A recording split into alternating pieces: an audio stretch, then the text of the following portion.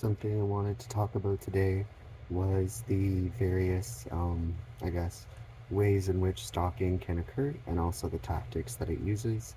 Stalking doesn't necessarily have to be advanced stuff like following you from house to house. Stalking could sometimes be getting a group of people together to monitor or harass a person. Um, but I wanted to talk about how specifically stalkers and onlookers can delegitimize what's happening to make it seem like it's no big deal. One of the first ones that I already spoke about is sexualization, criminalization, and medicalization. They'll either sexualize you to maximize interest in onlookers and therefore assistance. They'll criminalize you in order to justify whatever methods they're using to stalk you, kind of saying, oh, it's a security thing, or we're doing it for other people's safety.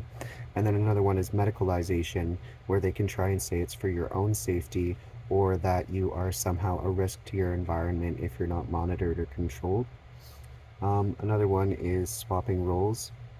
Swapping roles is really common with a lot of types of abuse.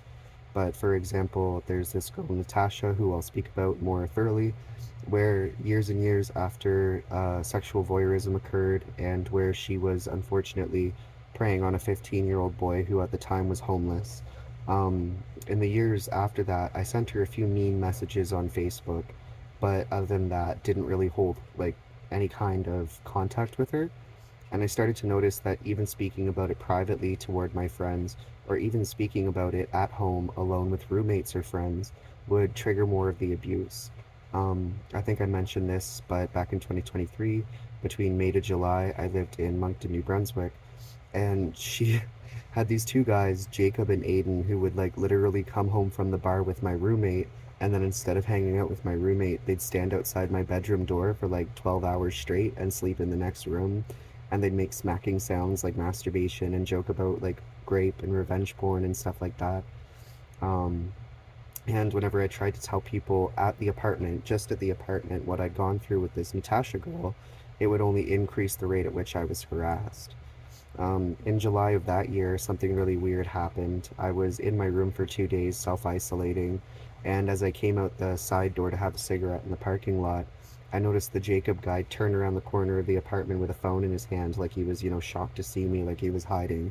And then a few hours later, my roommate AJ came home with like these dudes that said they were bikers, and they kept trying to like threaten me with covert like threats until I eventually had to stop them and be like, bro, like I'm kind of having an autism moment. You're talking in codes. Are you mad at me or are you talking about someone else? At which point they said, yes, we're threatening you. You've got to make it right with AJ because you dehumanized them. And I hadn't actually spoken to AJ, not even through messages, in the last 48-hour period, leading me to believe that that Jacob guy had been somehow maybe impersonating me. Keep in mind that a lot of this is just suspicions and stuff. Um, so I left that apartment. I got a job at a grocery store and I got a hotel room. And as I was having a cigarette in the parking lot of the hotel, that Natasha girl sped by in a black truck screaming, "Good luck at your new job," tearing down the road. A few months later, through a bunch of other circumstances, I ended up at the Oak Center shelter in Fredericton, where at two different times she drove by in the same black truck screaming at me, and then on another occasion was in the passenger seat of a car that was driven by one of the other residents of the homeless shelter.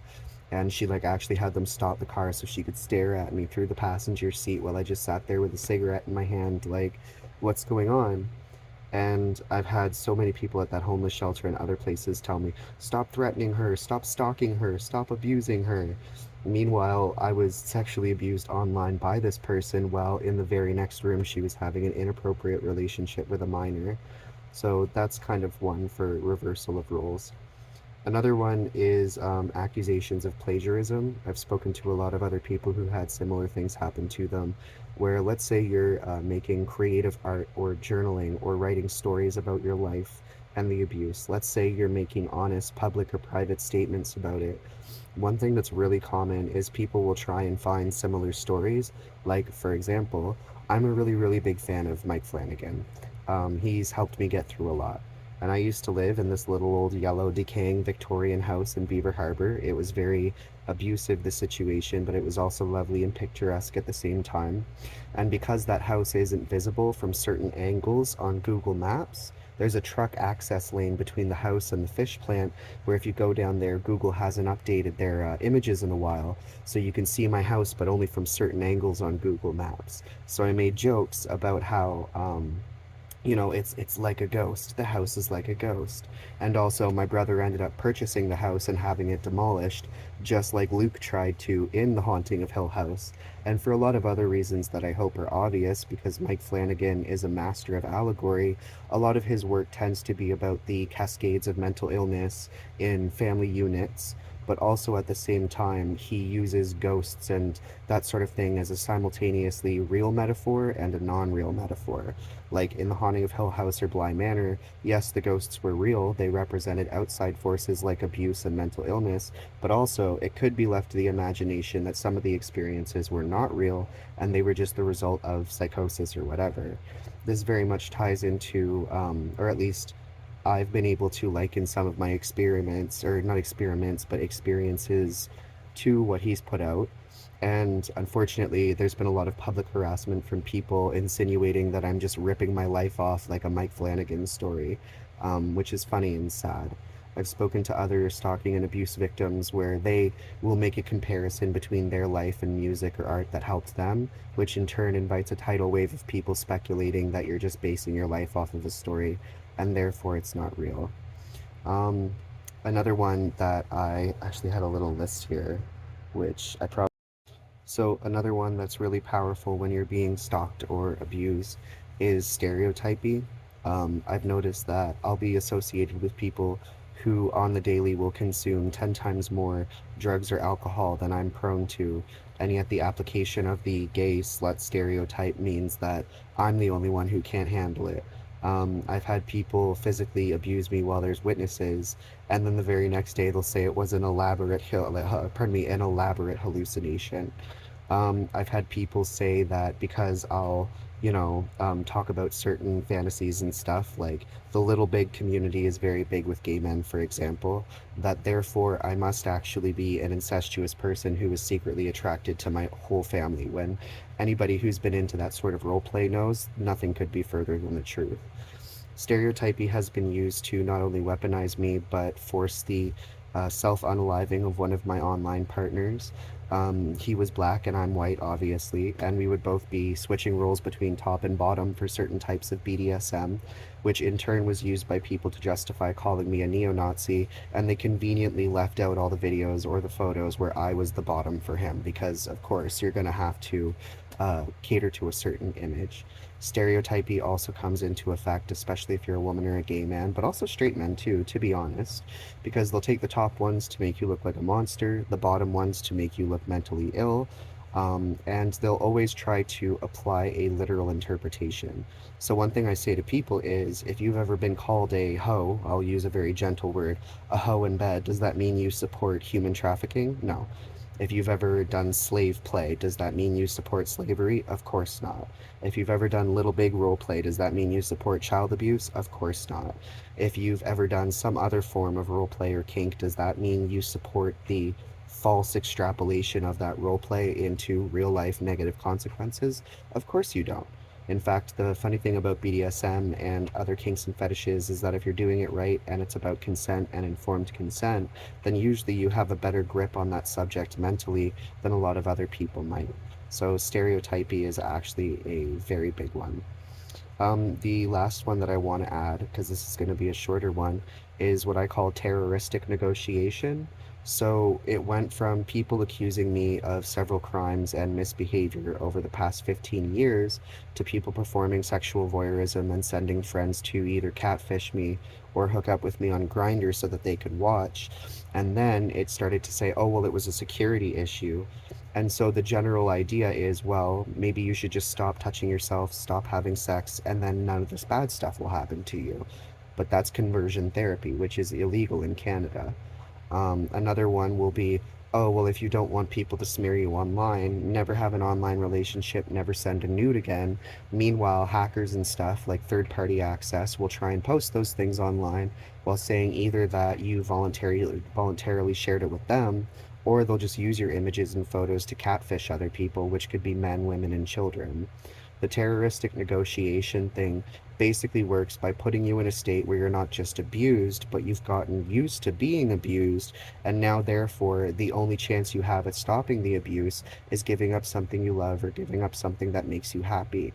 Whereupon when you give up that thing, it usually doesn't stop, and now they have free access to continue drilling down progressively worse, taking away more of your human rights and more of what makes you happy. This is actually one of the primary functions of stalking, monitoring, technological abuse, is that regardless of whether or not you've done something good or bad, regardless of whether or not you need to be held accountable or put in a fair trial, and regardless of whether or not you're innocent or you might be squeaky clean in your day-to-day life, the terroristic negotiation thing basically works by putting you in such a state of despair and fear and panic that they can then say, oh, well, if you stop this behavior, this activity, stop talking to this person, let go of this, people don't care about that past aspect, then we'll stop. It's not us who's leveraging stalking technology abuse against you. It's you who refuses to let go of something, and therefore we're protecting ourselves. Um, One thing that I'm happy about is, as I've said before, I'm in the early stages of speaking to a private investigator. I'll be relocating soon and making a long statement to police because, unfortunately, in my hometown, I came across information on a missing persons case. I've seen several other people entrapped in what to me looks very much like sex trafficking, and I myself have been victim to some of those things.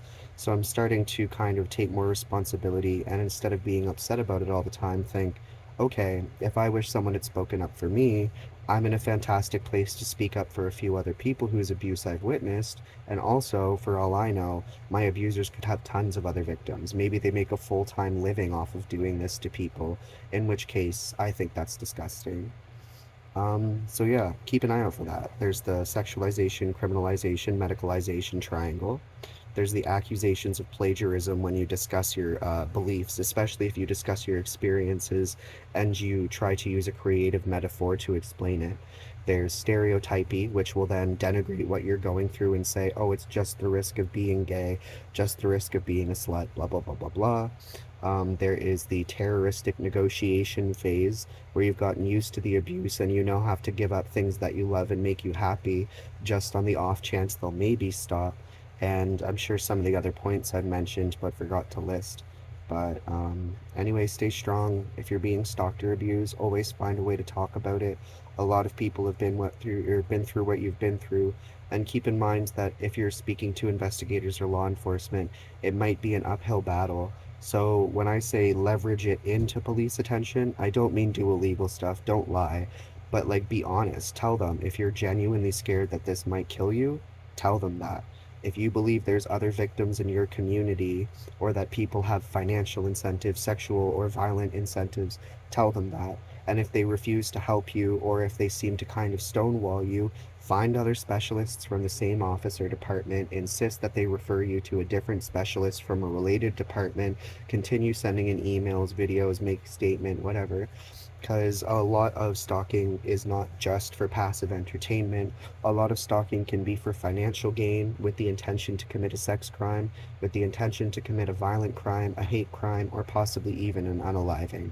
And something else too is that if someone's willing to stalk you for more than 5, 10, 15 years, the chances of you one day being unalived by that person or group of people starts to increase exponentially because most stalkers eventually reach a point where they realize they're not just cataloging your life, they're cataloging and potentially selling their own crimes. At which point, if something bad happens to you, there's now a very scattered, very well distributed web of evidence against them.